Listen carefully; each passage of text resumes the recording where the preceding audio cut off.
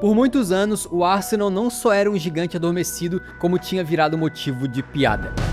O time do Arsène Wenger não ganhava a Premier League há muito tempo e virou alvo dos rivais por ser uma espécie de café com leite, um time que ficava ali sempre em quarto na tabela, inofensivo e sem nunca de fato disputar o título. E aí justamente o cara que foi contratado para ser o responsável pela mudança, Mikel Arteta, se viu com o time pior ainda, na lanterna do campeonato e prestes a ser demitido. Só que aí, alguma coisa mudou. E depois de momentos na zona do rebaixamento, lideranças improváveis e mais de uma pipocada na hora H, o Arsenal finalmente perseverou, acreditou e deu uma resposta para sua torcida. Esse é Arsenal, o caminho da lanterna ao título da Premier League. Durante anos, o Arsenal viveu um marasmo. No período do histórico Arsène Wenger, eles viraram concorrentes ferrenhos do Manchester United na disputa pela Premier League, vencendo inclusive 3 vezes a competição, sendo uma daquela maneira incrível e invicta, e também chegaram na final da Liga dos Campeões de 2005-06, perdida para o Barça. É inegável que o começo do Wenger no clube foi incrível, e deu fruto a uma das maiores identificações entre um clube e um treinador na história do futebol. O problema é que o período depois disso foi longo e muito diferente desse começo vencedor. Foram quase 10 anos sem o Arsenal ganhar um título sequer, com o jejum começando na temporada 2004-05, quando eles ganharam a Copa da Inglaterra, e o próximo título foi só lá em 2014, quando eles venceram a FA Cup de novo. Nesse período, deu tempo pro Guardiola se aposentar do futebol, virar treinador, ganhar 2 Champions Leagues com o Barça e o Arsenal sem vencer nada. Naquele momento, parece que o Arsenal tinha até parado de competir, com o time do Wenger ficando marcado por ser o time do 4º lugar no campeonato inglês. Sempre ali em cima, sempre classificando para Champions, mas muito longe de ganhar o campeonato, que ainda era dominado pelo Manchester United, mas agora começava a ter as concorrências dos novos endinheirados City e Chelsea. O Wenger se tornou um especialista em desenvolver jovens, mas que por um motivo ou por outro não se tornavam aquilo que prometiam. Além disso, tinham caras de qualidade imensa que largavam o Arsenal antes de ganhar os títulos mais cobiçados, como o Van Persie e o Alexis Sanchez. Eventualmente, nem o 4º lugar passou a ser mais alcançado, e a torcida, que já estava sem paciência com o ídolo Wenger, meio que forçou a saída dele com o famoso Wenger Out, que já aparecia nas redes sociais e até dentro do próprio estádio por um bom tempo. E foi assim que em 2018, depois de 22 anos no comando do Arsenal, Wenger teve a sua saída anunciada. E aí, como substituir alguém tão icônico, né, que se tornou um símbolo do clube que ele representava? Que até no nome, Arsène, era quase idêntico ao do clube. A gente sabe que substituir um cara de muito tempo de casa não é fácil. O United tentou e até hoje parece que não conseguiu. Mas na época, a resposta do Arsenal foi o espanhol Unai Emery. Ele chegou como senhor Europa League, depois de vencer 3 vezes a competição seguidamente com o Sevilla, e trouxe a esperança imediata de uma taça, mas ela não veio. O clube continuou longe do título da Premier League, sequer ficando na famosa 4ª colocação, e em 2019 o Unai Emery é mandado embora do clube depois de uma passagem rápida e bastante amarga. O Arsenal tentou então substituir a identificação do Wenger com outro cara que não tinha nada a ver com o clube, né, mas que poderia justamente ganhar essa conexão se vencesse títulos ou mostrasse um futebol bonito, como fez o Wenger lá atrás, que chegou sob desconfiança, mas construiu a sua história. Só que o Unai Emery não conseguiu, e agora a ideia da diretoria foi completamente oposta. Vamos trazer alguém sem experiência, mas que é um dos nossos. E assim o Arsenal contratou Mikel Arteta. Arteta foi um jogador formado no Barcelona, mas que a melhor parte da carreira dele veio já na reta final, passando pelo Everton e se tornando um ídolo por lá, e depois encerrando a carreira no próprio Arsenal, onde criou um vínculo com o clube depois de se tornar até capitão e levantar 2 vezes a taça da Copa da Inglaterra. Depois de encerrar a carreira como jogador, ele foi beber da fonte do compatriota Pep Guardiola, antigo conhecido dele das épocas de Barcelona, e se tornou auxiliar do Pep no Manchester City de 2016 até 2019, num período onde o City estava com tudo e venceu, por exemplo, 2 vezes a Premier League com o Arteta de auxiliar técnico, até que ele saiu pro Arsenal. E a melhor palavra para definir essa chegada dele por lá é aposta, porque o Arteta nunca tinha feito um trabalho sequer como treinador principal, nem em algum clube menor, nem na base, nada. Ele se aposentou, ficou como auxiliar do Pep Guardiola, aprendeu um bocado por lá e já assumiu o gigante Arsenal em sequência, com pouquíssima experiência. Mas parecia que poderia fazer sentido, porque o Arsenal estava precisando de alguém que trouxesse uma forte conexão com o clube e pudesse mudar não só o time dentro de campo, mas também fora, recuperando a motivação dos jogadores e o ânimo do torcedor. Mas antes disso, o primeiro passo do Mikel foi o de mudar a cultura do clube, de trocar esse ambiente que tinha se formado no Arsenal, do time ser acostumado com o fracasso, com aquele marasmo, e trocar por uma mentalidade vitoriosa, vibrante e que pudesse ser sentida nas arquibancadas do Emirates, já que o estádio, por muito tempo, teve uma das piores atmosferas da Inglaterra. A missão dele na Premier League era difícil porque o Arsenal teve um começo ruim de temporada, ele assumiu já com o carro andando, né, e conseguiu terminar ali em apenas 8º lugar. Só que na Copa da Inglaterra, os Gunners foram avançando e avançando, derrotaram inclusive o ex-time do Mikel Arteta, o Manchester City, nas semifinais, venceram o Chelsea na final e assim o Arteta se tornou o primeiro a vencer a FA Cup pelo Arsenal, tanto como capitão em campo, quanto como treinador fora dele. Sabe aquela história do cara ter uma identificação com o clube? Então, com esse início vitorioso, parecia que estava comprovado. O Arteta tinha a cara do Arsenal, respirava o ar de Londres como se tivesse nascido lá. Tudo pareciam flores, até que as coisas começaram a desabar. Isso porque a temporada 2021 começou de maneira horrível. O time terminou o ano na parte de baixo da tabela, na 15ª colocação, com um futebol pouco inspirado, uma insistência em jogadores que não estavam rendendo, como o veterano William ou o desastrado Davi Luiz, e com a dupla de ataque Aubameyang e Lacazette jogando muito longe do que já tinham jogado no passado. Tinham até corneteiros questionando a continuidade do Arteta no comando pelo que o time estava apresentando, ou melhor, o que não estava apresentando, né? O Arsenal foi então eliminado da Europa League pro Villarreal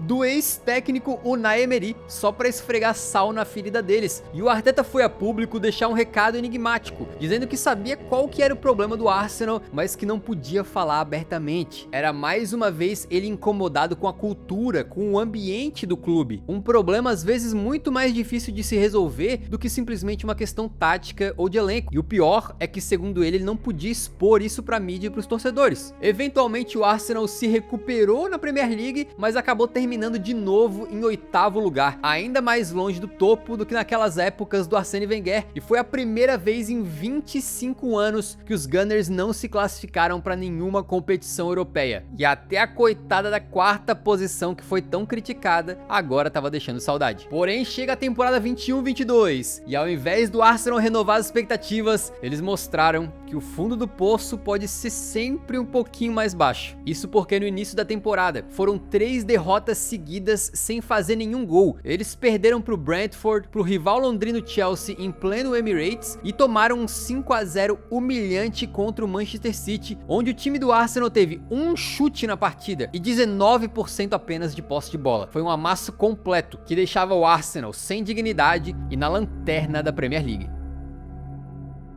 A situação era tão bizarra que o Ozil, que até pouco tempo atrás era jogador do Arsenal, mas acabou sendo afastado pelo clube, fez um tweet tirando sarro da situação, dizendo confie no processo, uma frase que virou uma espécie de meme nesse começo do Arteta, de tanto que ele dizia pra torcida confiar no processo, de que o trabalho estava sendo feito e aquela coisa toda. Só que o time parecia que piorava cada vez mais, então como confiar, né? O trabalho do Arteta não mostrava aquele algo novo que a torcida esperava, e chegando agora numa pausa pra data FIFA, a expectativa era de que fato o espanhol fosse demitido e o clube recalculasse a rota mais uma vez. Só que a diretoria não fez isso. O Arteta já tinha sido promovido de treinador principal para manager, uma posição que dá a ele mais liberdades dentro do clube, né? Como um sinal de confiança que ele recebeu mesmo num período turbulento, e agora, vivendo seu pior período em muito tempo, ganhava mais um sinal positivo ao ser mantido no cargo. E isso parece que desbloqueou algo no Arteta, digamos assim, né? Se antes talvez ele tinha o medo de perder maior do que a vontade de ganhar, e se a experiência dele limitava o Arteta na hora de gerir os medalhões do elenco e lidar com situações difíceis, o que impedia ele agora que ele recebeu o completo apoio da diretoria? E foi nessa situação que a filosofia dele realmente apareceu. O Arsenal passou a ganhar e viveu um período de 8 jogos sem perder na PL, o suficiente para catapultar o time para a parte de cima da tabela e dar coragem pro Arteta finalmente conseguir consertar aquele problema cultural que ele mencionou no clube. O vestiário do Arsenal Arsenal na época era rodeado de falta de profissionalismo, com atletas chegando atrasado, e tem até uma história de como eles tiravam sarro e menosprezavam o antigo técnico Emery. O espanhol então identificou essas lideranças negativas no vestiário, que ainda permaneciam daqueles tempos, né, e um por um foi expurgando os caras do clube. O primeiro foi o Ozil, que não gostou de nada disso e ficou afastado até sair e reclamar publicamente. O time demorou para achar um substituto que tivesse a visão de jogo, a qualidade de passe dele, né, e portanto sofreu com a falta de criação por muito tempo, mas finalmente chegou o jovem Martin Odegaard para aos poucos ir suprindo essa função. Depois, a paciência do Arteta com o capitão Aubameyang chegou no fim. O Alba era muito identificado com a torcida e por isso vestia a braçadeira, mas ele mostrava problemas de disciplina e seriedade, e assim, depois de mais um atraso, teve a sua capitania removida pelo técnico, já numa indicação de que ele não estava nos planos para o futuro. Cada vez mais os medalhões iam perdendo espaço, e isso ficou muito simbolizado também com as entradas cada vez mais frequentes dos jovens Saka e Martinelli no time titular, que trouxeram uma vontade que outros mais velhos não estavam mostrando, e uma confiança no treinador que seria fundamental para ele conseguir colocar suas ideias em prática. Depois de anos sofrendo com Davi Luiz, Mustafi e Sócrates, a insistência agora no mais novo Gabriel Magalhães, que foi titular a temporada inteirinha, se mostraria certeira por muitos e muitos anos. Ainda tinha muito trabalho a ser feito, mas tendo mudado a cara desse time e começado a alterar a cultura do clube, finalmente o Arsenal parecia caminhar para alguma direção, para algo positivo. Ainda foi longe de ser uma temporada incrível, né? Eles terminaram em 5º lugar na Premier League, mas mais do que a posição na tabela, parecia que o trabalho dentro de campo começava a dar alguns bons sinais. E a temporada 22-23 seria a consagração de toda essa melhoria.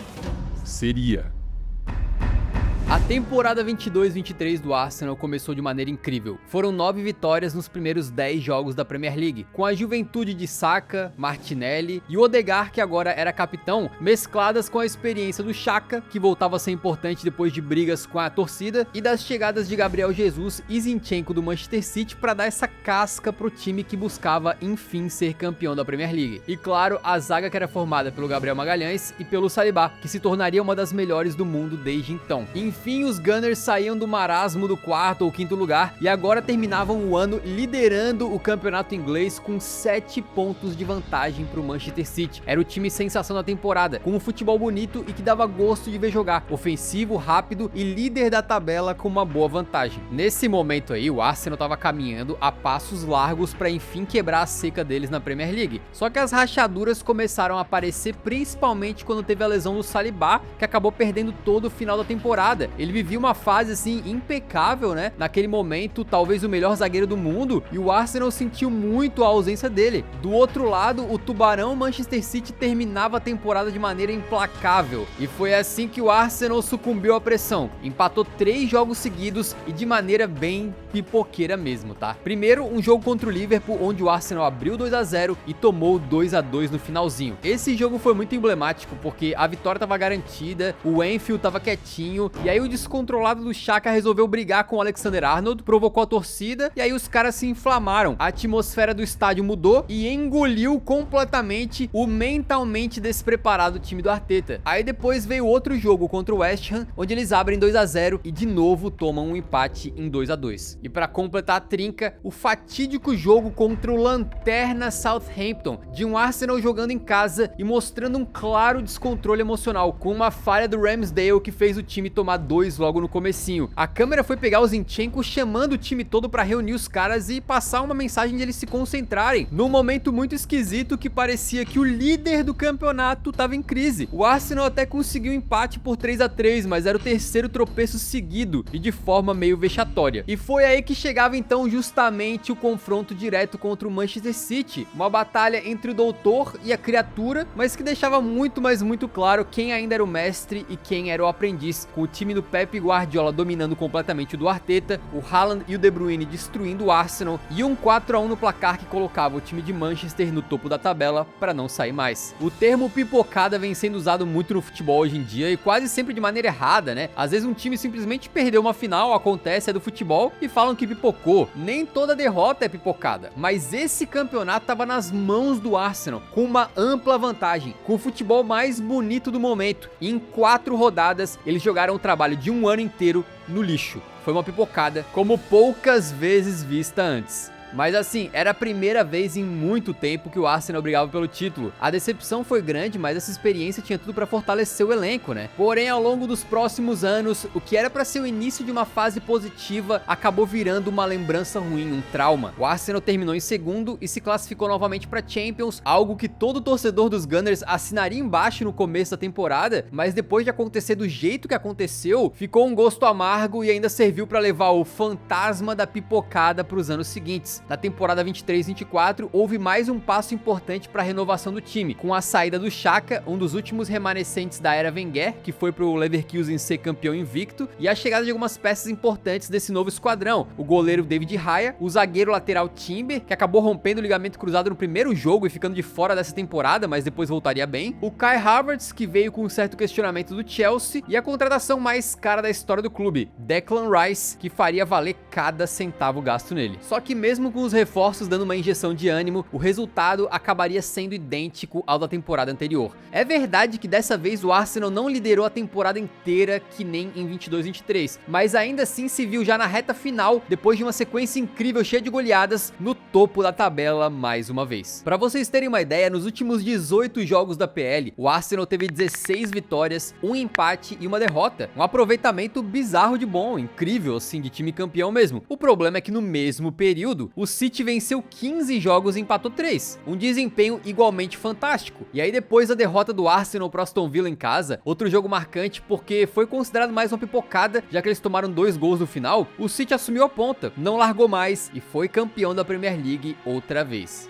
Essa é outra campanha que ficou conhecida como pipocada, mas que talvez não tenha sido tanto. O Arsenal liderou muito por conta dos jogos a menos que o City tinha, que eles venceram e assumiram a ponta. Tanto que a fase final do Arsenal é até um pouquinho melhor que a do City, só que o time do Pep tinha jogos a mais pra fazer e venceu. Claro que no final não muda muito a conclusão, de que o Arsenal passou mais um ano sem um título expressivo, e a batata do Arteta começava a assar novamente. É bem verdade que ele tinha mudado a cara do time, a cultura, aplicou um futebol bonito, mas cadê os troféus, né? Na prática, o resultado era o mesmo daquela época final do Wenger. Um futebol legal, ok e tal, mas que no final das contas sempre via um time de Manchester acumulando taças enquanto eles ficavam com a mão abanando. E com isso, a temporada 24 e 25 viria com mais uma mudança e talvez agora a principal delas. Se antes o time do Arteta se destacava pelo futebol bonito, agora o time seria muito mais pragmático. Não tinha mais tempo pra correria e juventude, e sim pras bolas paradas. Aqui entra uma figura muito importante desse Arsenal recente, que é o Nicolas Jover, o treinador de bolas paradas dos Gunners, que ficou tão famoso que deve ser o único treinador de bola parada que a gente sabe o nome de cor, né? E foi da cabeça desse homem que os lances de falta e escanteio do Arsenal de repente viraram a principal arma dos caras. Talvez eles não tinham mais um futebol vistoso, era basicamente garantir na defesa ali, que estava quase sempre impecável, e jogar mais por uma bola parada mesmo, que a gente tem que reconhecer, passou a ser magistralmente trabalhado pelo Arsenal. Foi assim, inclusive, que veio um dos momentos mais marcante dos Gunners talvez em muito tempo, quando nas quartas da Champions League contra o poderoso Real Madrid, o Declan Rice resolveu virar o David Beckham e guardou 2 dos gols mais bonitos de falta que a Champions já viu. Só que mais uma vez parecia que era o sol antes da tempestade, já que a eliminação pro PSG na fase seguinte deixou o Arsenal longe da orelhuda novamente, e na Premier League dessa vez não deu nem chance porque, apesar dos caras terminarem em segundo mais uma vez, o Liverpool do Arne Slot liderou a tabela por quase a temporada inteira, né? Então não houve realmente uma briga pelo título e muito menos uma pipocada. E mais uma vez era aquela coisa, o trabalho do Arteta mostrava problemas porque o que adianta jogar bem, impressionar se os títulos não vêm, né? Alguns faziam a comparação com o Arne Slot, que tinha acabado de chegar no Liverpool e na primeira temporada já, bum, venceu a Premier League. E o Arsenal penando pra sofrer e sempre morrer na praia. É inegável que o Arteta conseguiu fazer dentro de campo o Arsenal chegar em um outro patamar em relação ao time que ele pegou quando chegou no clube. Ele pegou um time que era piada, que sofria goleadas e eliminações humilhantes e transformou numa das equipes mais fortes do planeta que batia de frente com qualquer um. Só que a falta de um troféu de peso impactava demais o trabalho dele e tinha parte da torcida do Arsenal que já tava ficando cansada com a falta de conquistas. Na cabeça de algumas pessoas ficava aquele sentimento de que, beleza, o Arteta chegou e consertou uma máquina quebrada, mas agora talvez o clube precisava de outra pessoa para dar o próximo passo, né? Que o Arsenal tinha ficado demais pro treinador espanhol. Só que depois de muito sofrimento, finalmente chegaria a consagração.